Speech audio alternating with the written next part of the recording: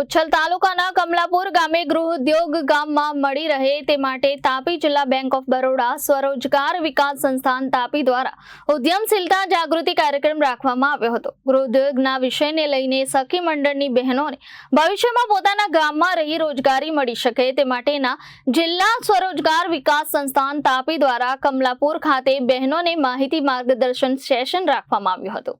કમલાપુર ગામે સખી મંડળ બહેનો ઉદ્યમશીલતા જાગૃતિ કાર્યક્રમ રાખવામાં આવ્યો હતો। કમલાપુર ગામે ગામની બહેનો ગામમાં જ રોજગારી મેળવી શકે અને પોતે બની શકે તે વિષયને લઈને ગામના જાગૃત યુવાન અને જનજાતિ પ્રકૃતિ જન કલ્યાણ મંચના અધ્યક્ષ દ્વારા તાલુકા સ્વાગત મુખ્યમંત્રી ઓનલાઈન કાર્યક્રમમાં પ્રશ્ન કરવામાં આવ્યો હતો કે ગામના યુવાનો અને ગામની બહેનોને કામમાં રોજગારી મળી રહે તે વિષયને લઈને સરકારે ધ્યાનમાં લઈને ઉચ્છલ તાલુકાની સખી મંડળના બહેનોને રોજગારી આપી ગામના લોકો યુવાનોને બહેનો રોજગારી મળી શકે તે માટે જિલ્લામાંથી દેવેન્દ્ર ગામિત બેંક ઓફ બરોડા સ્વરોજગાર વિકાસ સંસ્થાન તાપી ઉદ્યમશીલતા જાગૃતિ કાર્યક્રમ રાખવામાં આવ્યો હતો।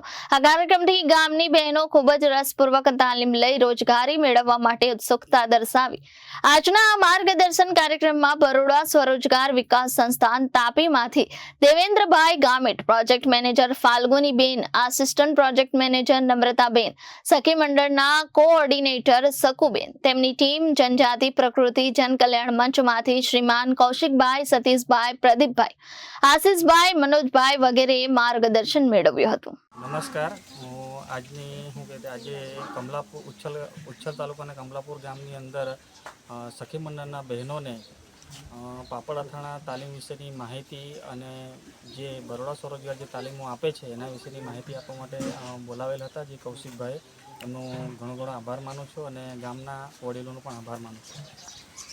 Bureau report Janadesh news Tapi.